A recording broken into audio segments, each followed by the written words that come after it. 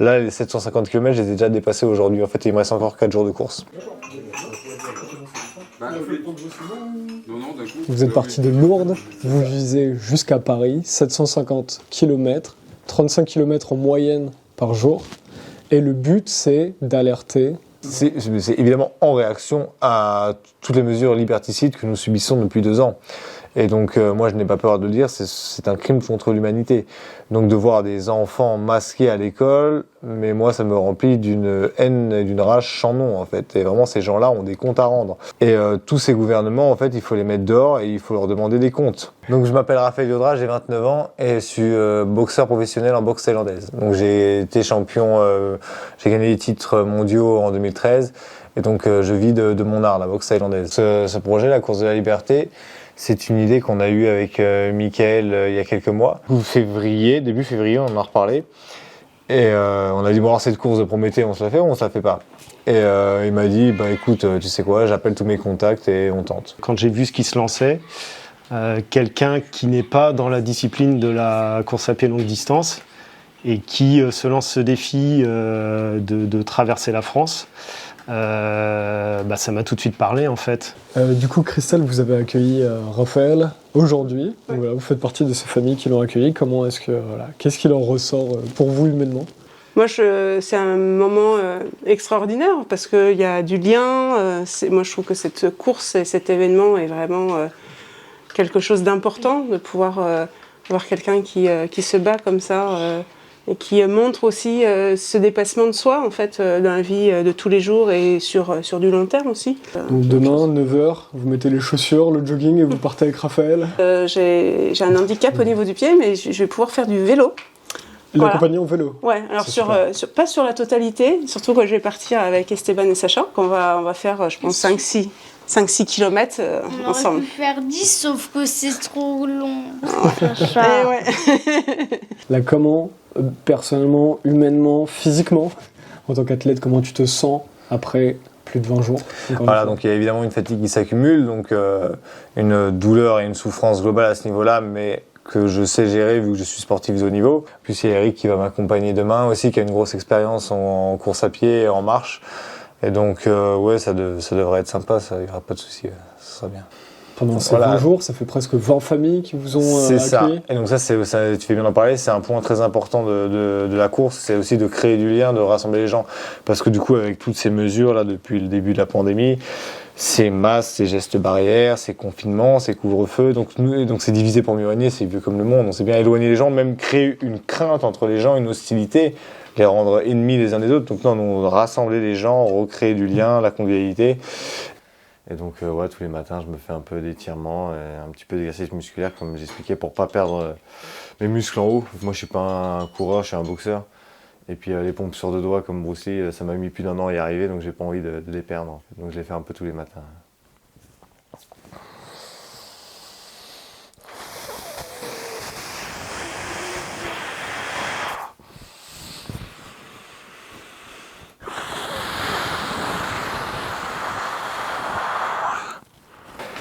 Juste une petite question par rapport à l'émotion de ce que tu vis. On imagine que quand on est autant à fond, des fois du stress qui peut s'accumuler. Comment tu le sens? Parce que des fois tu te dis, comme ce matin, tu vas partir et tu te dis je ne vais pas y arriver, peut-être je vais pas faire les 35 km. Non. Mais après, ouais, ça fait partie du mental. Je me dis non, je vais y arriver. Et j'y arrive. Du coup, dans les 35 km, au pire, si je me sens moins bien, je vais les faire moins vite. Mais il n'y a aucun doute sur le fait que je vais les effectuer. Ça, c'est clair et net.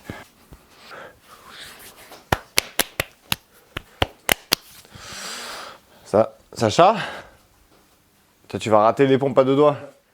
Viens voir, je vais les faire maintenant. Je vais les faire les 35 km. Et gérer le stress, du coup, oui. Je suis boxeur de haut niveau, donc j'ai l'habitude. Et d'une manière générale, dans mon quotidien, je suis très déterminé. Donc non, il n'y a pas de place pour le doute. Des gens qui, dès le début, nous ont aidés. J'ai aussi des responsabilités vis-à-vis d'eux. Donc voilà, tout le soutien qu'on a eu, toute l'aide qu'on a eue, voilà, c'est hors de question que j'aille pas au bout et que je fasse pas mon devoir tous les jours.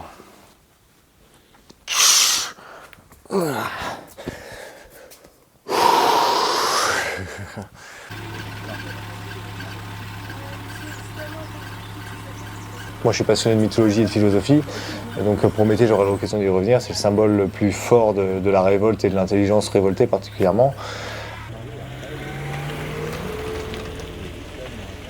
Pour l'instant, qui ont fait les étapes en entière, j'ai eu 3 personnes, donc je vais les saluer au passage. Donc, j'ai Mélanie de mon pays, il y a Eury Allais de Tarbes et il y a Raphaël de Ménétrol.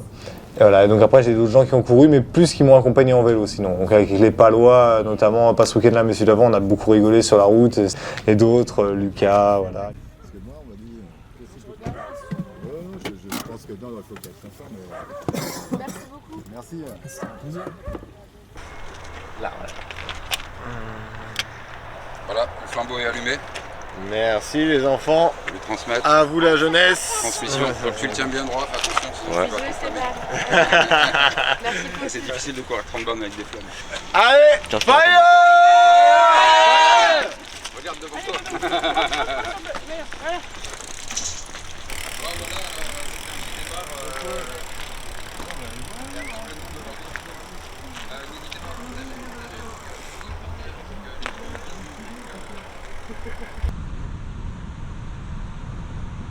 Pour expliquer aux gens qui tu es par rapport à ce que fait Raphaël. Moi j'organise en fait. Donc lui s'occupe de la course et moi je m'occupe du reste. Et on représente en fait, alors je sais pas si tu as expliqué Raphaël hier, c'est la véritable anarchie, c'est ça en fait. C'est-à-dire que personne n'a le pouvoir sur l'autre. C'est horizontal. C'est horizontal, c'est complémentaire. On n'a vraiment pas forcé en fait, ça s'est aligné. Ça a été l'alignement.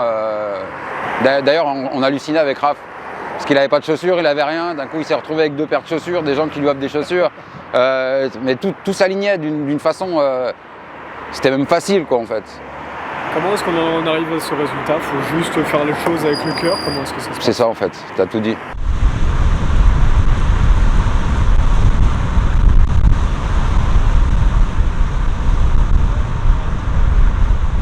On a des excellents comédiens à la tête du pays. Leur non-verbal, alors Macron il a un non-verbal très maîtrisé, très contrôlé. Les accents, les rythmes, c'est vraiment très travaillé les discours. La communication? Ouais, et à niveau communication, c'est un excellent comédien. Hein. Ceux qui diront le contraire, ils y connaissent rien en comédie. Il est très bon en comédie. Liberté!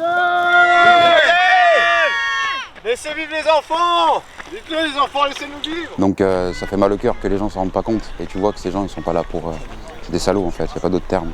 C'est des pervers, c'est une perversité de faire ça. Nous les grands, on peut se démerder, on a le bon sens, mais les gosses, c'est cruel en fait. Avec Raphaël, qui, comme tu l'as rencontré, c'est un mec qui change pas en fait. Quand tu le rencontres, il changera jamais. Il est comme ça, c'est un personnage entier. Il n'y en a pas beaucoup en fait. Ouais, on a vu des centaines de sourires, c'est génial.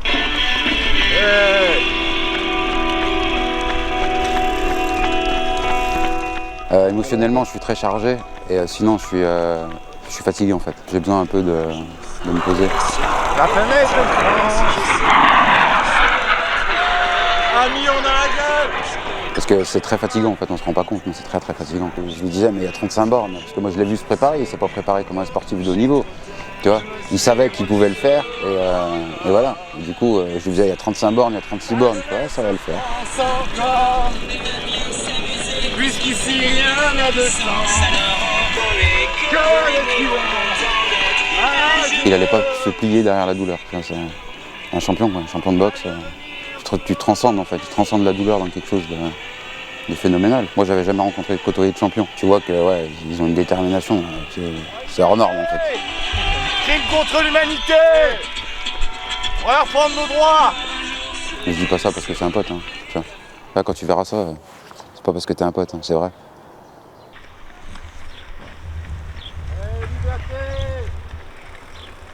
Ah ouais, ça monte, hein? Vas-y, accroche-toi à mon au sien ou au mien? Faut que tu décroches si je décroche, vas-y. She loves you, yeah, yeah, yeah! Bon, go. Allez, fire! Allez, merci!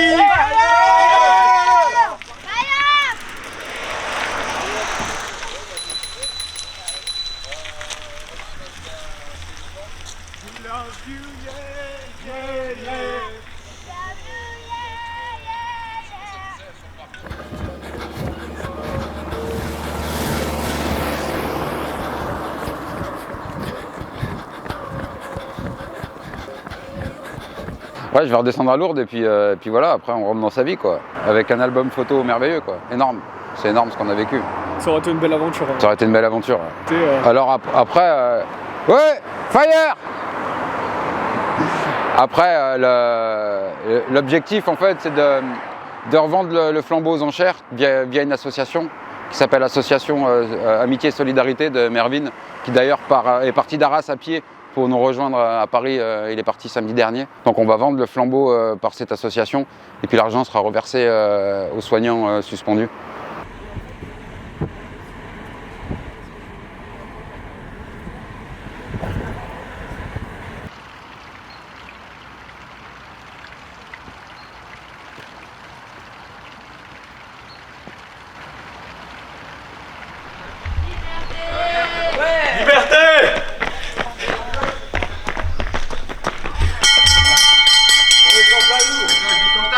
Stéphane, il y a peut-être eu un souci avec la flamme, là, on le voit plus en vélo. Je sais pas. Peut-être qu'il a pris Il feu. était un peu derrière vous, quand même un peu loin. Ouais. Yes, bah on arrive, Paris, voilà, après les gens réfléchissez 2 secondes, c'est tout le but de la course, hein. C'est pas parce qu'ils ont levé des trucs hier que ça change quoi que ce soit. Comme je dis, crime contre l'humanité, ils ont bafoué les droits fondamentaux de l'humain, du vivant, et donc ça se passera pas comme ça. Donc on arrive et voilà, réveillez-vous et on porte la flamme, le logos, la conscience, le courage. Les enfants avec le visage masqué à l'école, pour moi c'est vraiment crime contre l'humanité, je ne leur pardonnerai pas. Et voilà, que les gens se rendent compte de ça. Oui, bien sûr, et vraiment que les gens prennent le contrôle de leur vie, se gouvernent eux-mêmes et mettent tous ces enfoirés dehors, il n'y avait pas d'autre mot. Moi je leur dis en face, et voilà, s'ils veulent m'arrêter, qui que ce soit, venez, vous serez bien reçus. Bon, nous on s'est pas soumis et on se soumettra pas. Je pense qu'on est des millions insoumis. Donc si les millions se rassemblent, on aura un pouvoir, le pouvoir de prendre notre vie en main et d'arrêter d'avoir des tiques sur le dos qui nous sucent notre sang et qui en plus nous donnent des leçons. Parce que les mecs savent pas construire de maison et pas planter de graines. Donc, comme je dis tous les jours, ça n'a pas évolué depuis la nuit des temps. C'est Étienne La Boétie, le disait ça, la servitude volontaire, c'est la masse qui a le pouvoir. Cette minorité là de tiques, comme tu dis, ils sont qu'une poignée et ils ont le pouvoir qu'on leur donne. Donc reprenons le pouvoir. Voilà. Bah Théo, il peut donner le là. Liberté! Mais comment est-ce que tu te sens là après avoir couru de 10h ce matin jusqu'à là, il est 13h et quelques? Alors Ouais, 35 bons kilomètres, hein, j'avais pris l'habitude, donc... C'est le quotidien maintenant, c'est bon. Ouais, mon quotidien avant la course était plus dur que pendant la course. Donc je suis en marginal, comme je dis, j'ai pas de téléphone, pas de carte bancaire, pas de carte d'identité. Je suis vegan, je me baigne à la rivière, je fais ma lessive au lavoir. Et donc je fais de mon mieux à chaque seconde. Et voilà, quand je fais mes cours, je ramène avec mes sacs, mes bocaux, mes trucs, je suis à pied. Donc j'en profite évidemment pour véhiculer toutes mes valeurs. Et ouais, c'est ça, il faut vraiment reconstruire l'humain, quoi, qui se rééduque, qui s'instruise de lui-même et qui apprenne à vivre en respectant la vie. En fait, j'aimerais ouvrir un café-théâtre associatif pour pouvoir mettre à disposition des groupes alternatifs, des jeunes, peu importe, tout le monde, une scène, des professionnels, des metteurs en scène, la lumière, pouvoir aussi en même temps mettre en avant les produits locaux. Faire, tu vois, une petite cuisine, mais que ça soit associatif, qu'on soit pas là dans un but lucratif, mais véritablement dans un but d'enrichissement personnel. Donc c'est un projet un peu dans la même veine finalement. Oui, toujours dans le théâtre, ouais, toujours dans l'art en fait, dans l'art. Et puis dans le changement de société, ouais, clairement. dans le monde de demain. Clairement, ouais, c'est ça. Je te dis même pas, même les fringues, la liberté. Ah ouais.